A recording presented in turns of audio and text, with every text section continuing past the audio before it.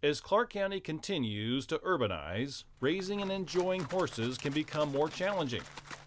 To help ensure a strong equestrian community, the Clark County Board of Commissioners worked with horse enthusiasts to develop an equestrian plan. Recently, we sat down with Lori Lebowski from Clark County Community Planning and Sue Svensson from the Clark County Executive Horse Council to hear how this plan will support equestrian activities in the county. Hello, I'm Jim Demo with Clark County Close-Up. Thank you both for meeting with us. Thank you. Thank you. Lori, first tell us what you do for community planning. I do transportation planning, as the name implies, ensure that we have adequate transportation facilities for the county.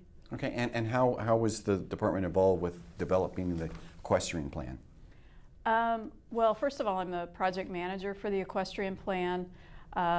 We have an active equestrian community. They engage the Board of County Commissioners about having an equestrian plan, and the board put the development of an equestrian plan on our work program. Okay, and Sue, what's your role with the Clark County Executive Horse Council? Well, I'm a past president and have been involved for a number of years, and since I started with this whole process, I've gone ahead and completed, even though I'm not currently a board member. So the Clark County Equestrian Council was developed in the early 70s to help raise money for the arena at the fairgrounds, and then has gathered all of the different equestrian groups together for common causes. And so that's how this group was involved in developing this process? Yeah. Okay, great. Sue, as some background, how many, do you have an idea of how many horses reside in Clark County? Well, based on some previous studies we've done, it should be right about 35,000 horses in Clark County. My goodness, is that a high compared to? It's very high compared to per capita horse ownership across the nation. There are a couple other counties in Washington that come close, but Washington State in general has a lot of horses. They aren't as noticeable because they aren't huge, like in Kentucky, it's huge thoroughbred farms.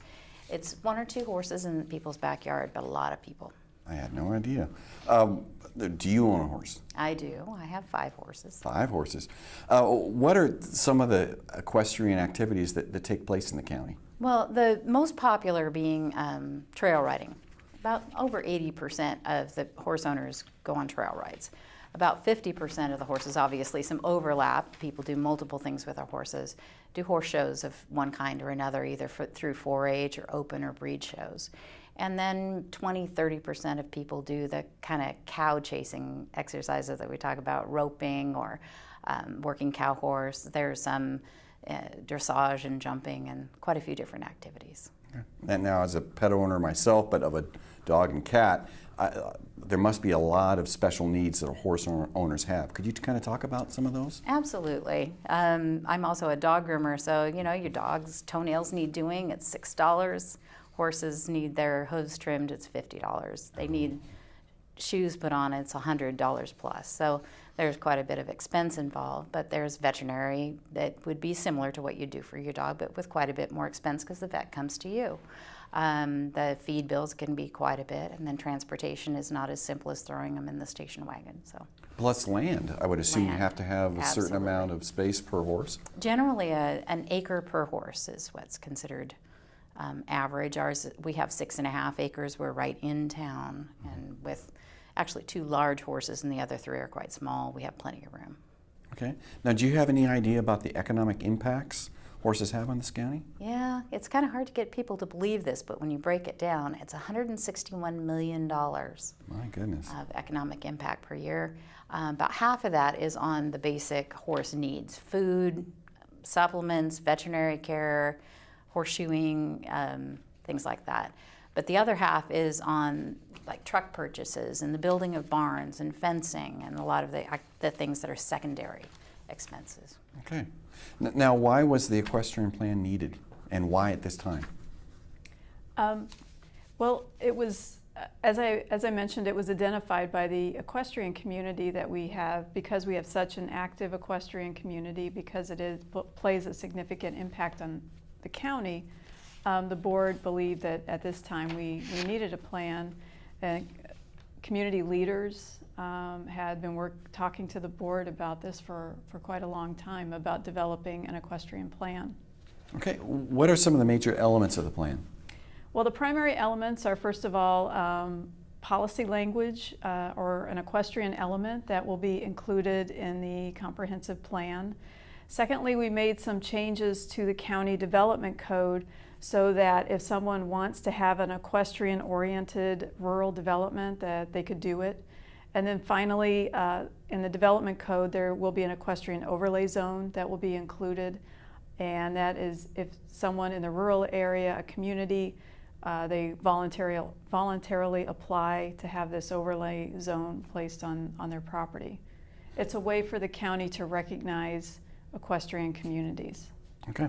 Now, how was the public involved during this process? You mentioned how your group was involved. How else? When we started the project, we did quite a few informational interviews and engaged people all throughout the equestrian community, and that included people from the Executive Horse Council, people from the fair, veterinarians. There's a fantastic program at WSU Extension. It's the Small Acreage Program, and we talked with them.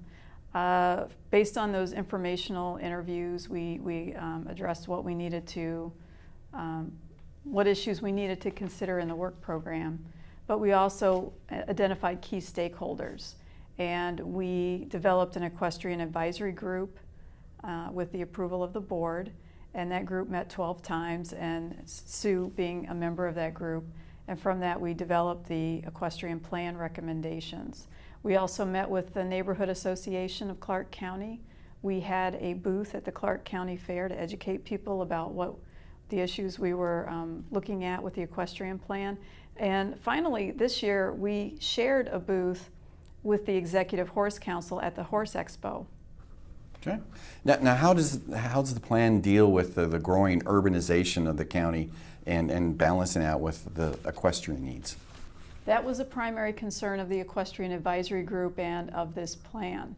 And that's why the overlay zone was developed, so that people in a community can voluntarily apply to the county for the formation of this overlay to indicate to people that horse activities occur on these properties. And should that area come into the urban growth boundary, you will have that marker there.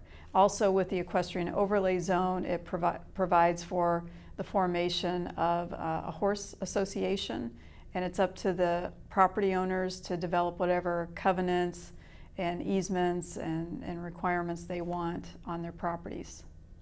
Okay. And Sue, I know with the down economy, some horse owners have been having some economic difficulties taking care of the horses. Does your organization help with that? We do. We group together with Ripley's Horse Aid Foundation. We have an Adopt a Horse program. We handle horses that are referred through animal control, and they can get vouchers to help with feeding the horses in place, or they can, if the horses are taken away from them by animal control or they voluntarily give the horses up, they go into foster care. So last year there were 55 horses helped in that program to a cost of about $15,000, and that was mutually raised between the Horse Council and Ripley's Horse Aid. We also do some low-cost gelding clinics. Spay and neutering you think is expensive, try having a horse gelded. So with the Ridgefield Equine Clinic, there's a veterinary clinic has been helping us, and then the Adopt a Horse program and Ripley's Aid, and we are getting a lot of the unwanted stallions gelded. Okay. Now, can people get involved with your organization? It'd be great if people have space that they can, take a horse in for foster care. They can do that if they want to adopt. We've placed 50 horses in good homes since the inception of the program. The other thing they can do is just donate. We always need money. We buy hay, we buy vouchers for grain, and help take care of the horses, the vet bills. Okay. I'm going to throw in a question here since we have a little bit more time. I know another element of the plan was talking about trails, and you mentioned that was one of the areas that is used most. Can you talk about how the plan incorporated trails, regional trails, and interconnections? Well, we did that primarily through, in the comprehensive plan language, just a policy supporting the Trails Master Plan that was developed by Clark Vancouver Parks Department, and just having policy language to support the implementation of that Trails Master Plan. And what do you need? I mean, it's a equestrian user. What do you need with trails? Well, the main thing is to allow horses to go beside pedestrians and bikes on the trails that are planned. So I served on that Clark Parks plan. There are a few trails that people are skeptical about whether horses can learn to deal with going alongside the trains in Battleground. But I always remind people, in those westerns, those were horses riding right alongside those trains. So the idea is just to keep us in mind as all the trail planning goes forward. Horses can cover a lot more ground than a person can, so we do need longer trails. Great. Okay. Now, if people want more information first about the equestrian plan, where can the Clark County? Go to the Clark County website, and then in the index, look for Equestrian Plan, and that will be a link to the web page for the Equestrian Plan and the final plan documents. What's the phone number? It's 397-2280. Okay, thank you.